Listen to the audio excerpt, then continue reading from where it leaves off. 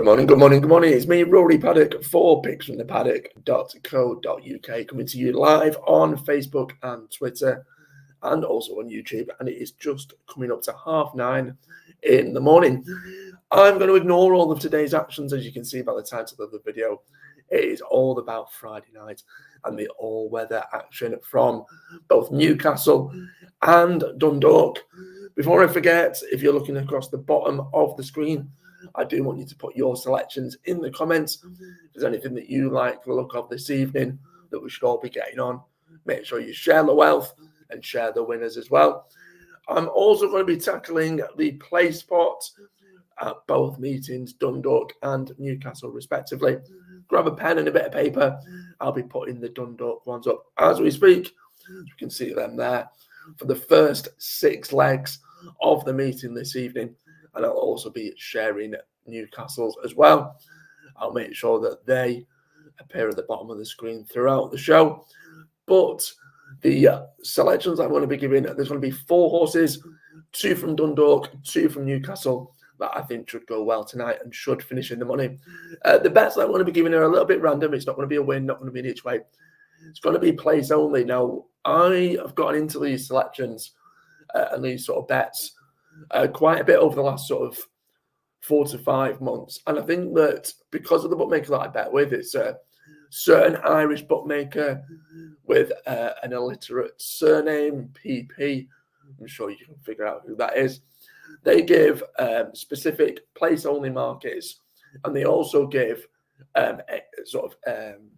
increased place terms in terms of they'll give you, for argument's sake, they may give you odds for a horse to place in the first 3, separate market for a horse to place in the first 4, and in some instances, separate market for a horse to place in the first 5 or even 6, which if you like the look of an outsider, I think sometimes is a decent way to go. All right, yes, you're not going to get that massive astronomical payout for if you go for an outsider and it comes in and you've backed it on the nose, then of course you're not going to get the 18 to 1, 20 to 1, whatever it might be.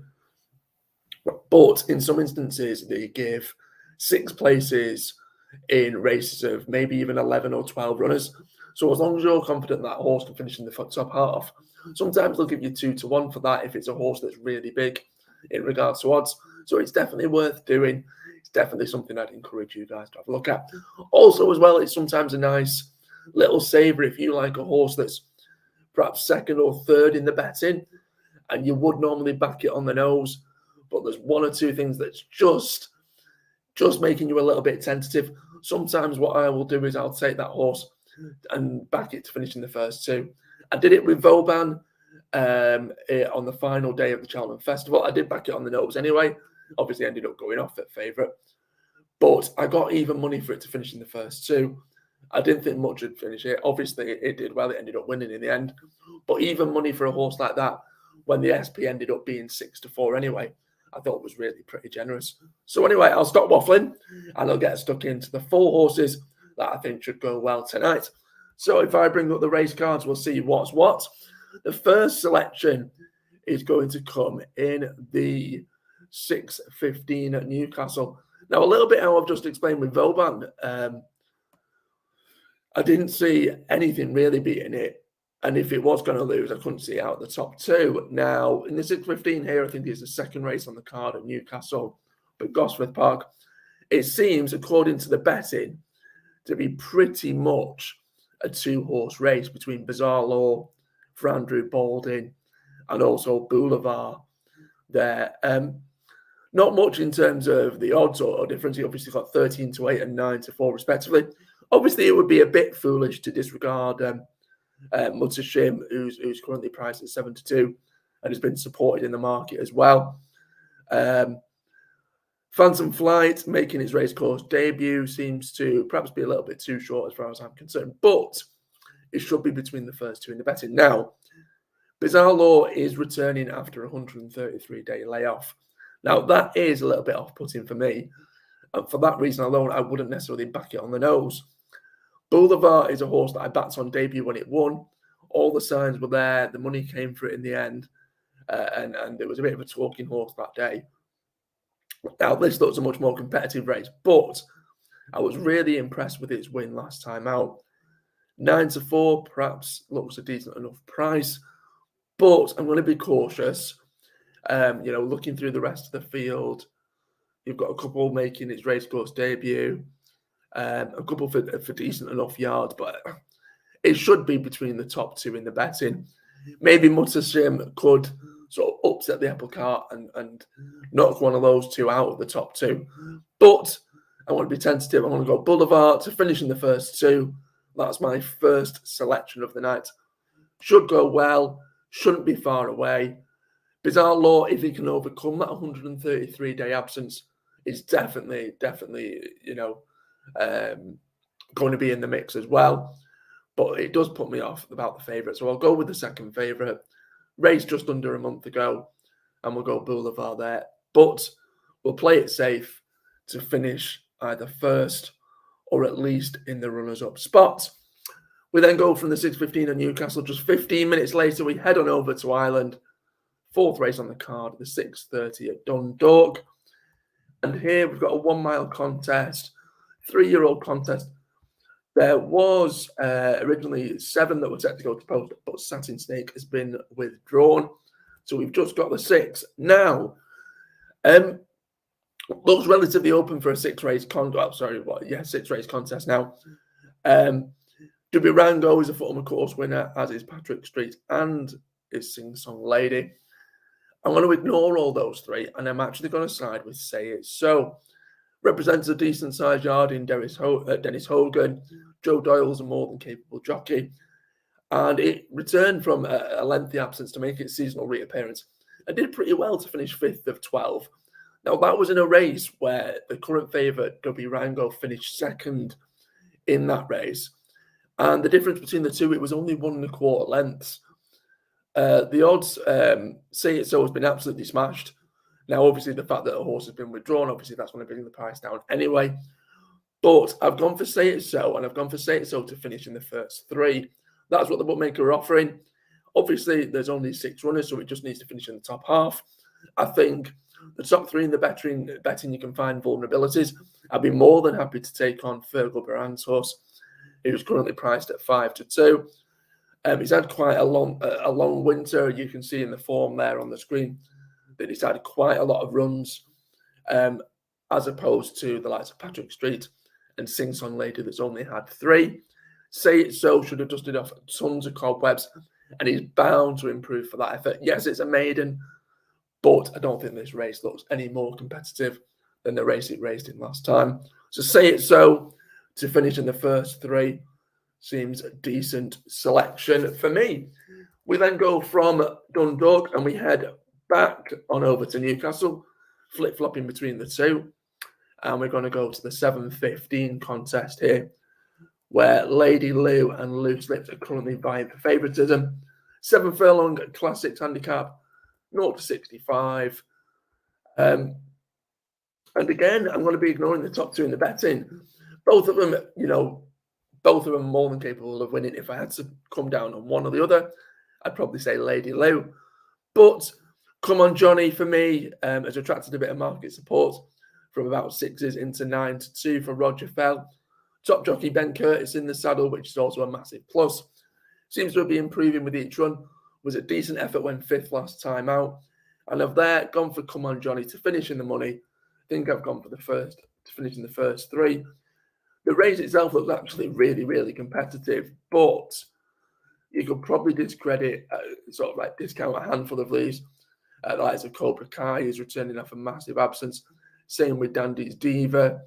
Hello Power hasn't really done much. I mean, they may go well at a price. Urban Road is a relatively consistent horse for Alan Brown. Steps is a horse that has done very little, in all honesty, but the fact that it comes from the Mark Johnston yard, it deserves respect.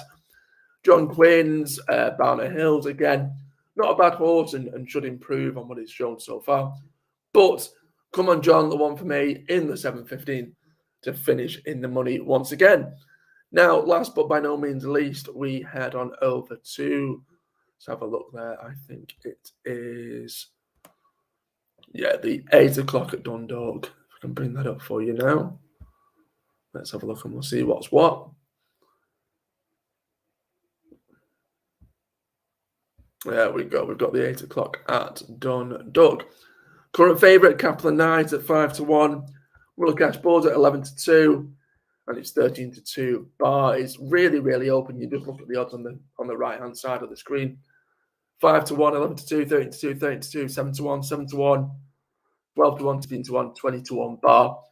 Obviously, it's Dundalk. It's a Friday night, low-grade race. You know, it's one of those races where anything could win anything, really. But the fact that Broker's Tip raced on, I think, Wednesday night, and it comes out again 2 days later. Chris Hayes booked for the ride. It went well on Wednesday and finished third. I think the fact that it's coming out again so quickly is probably, and obviously it's just speculation, but it's probably indicative that the trainer or the yard or connections want to get another decent run into it prior to perhaps it going up in the handicap. And I think I've gone for, I've gone for the horse to finish in the top 5. The bookie's paying the top 5 for a place, and I think that's stealing money, in all honesty. Obviously, it's a 4-year-old, so it's got room for improvement. I mean, in fairness, the top 2 in the betting are 4 as well. But what I'm trying to say is it's not had a ridiculously extensive career. It's not a shadow of its former self or anything like that. Decent yard, really decent jockey. I really like Chris Hayes as a jockey. It's had a little bit of a wander in the market, which is a little bit off-putting, but I think, bear in mind, these are odds for the horse to either win or place on what would be place terms of the first 3. Broker's Tip to finish in the first 5. I'm happy with that to round off my 4 selections. So let's have a look at what I've gone for this evening. I'll bring up those. You'll be able to have a look. And you'll also be able to see what prices are available as it stands now as well. So we can see there in the 6.15, I've gone Boulevard to finish in the first 2 at 4-6. Say It So to finish in the first 3 at 4-5. The Dundalk place pot. You can see there the returns as it stands. I'm going to do trebles and a fourfold on the selections. Get rid of that place pot. There we go. That's more like it. You'll be able to see that again. Let me put that back up. There you go. So again, Boulevard first 2, Say It So in the first 3, Come On John in the first 3, and Broker's Tip to finish in the first 5. There you can see a £1 treble on all 4 selections, £1 fourfold. So it pays just over £36 for a £5 bet. I'm going to personally back them. I already have backed them in trebles and the accumulator, just in case one lets me down. Should cover my bet. Obviously, gamble responsibly. Pop in the comments what you like the look of this evening, whether or not it's for win purposes each way. It's whatever you want to bet, whether or not it's some sort of forecast, whatever you like the look of. Make sure you put them in the comments and share your selections.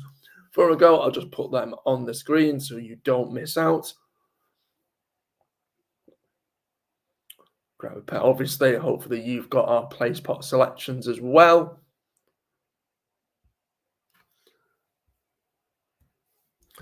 Now, if you're looking to have a bet this afternoon, head on over to picksfromthepaddock.co.uk. Luke Tucker, who's been on absolute fire at the moment, he's given some selections over jumps on the turf this afternoon. Make sure you head on over there. Obviously, always completely free selections, full race previews. He'll give his thoughts on 2 races today, where he hopes his selections should go very, very well indeed. Make sure you head on over there. As always, any likes, comments and shares, very much welcome. But remember, fingers crossed, touch wood, and good luck if you follow.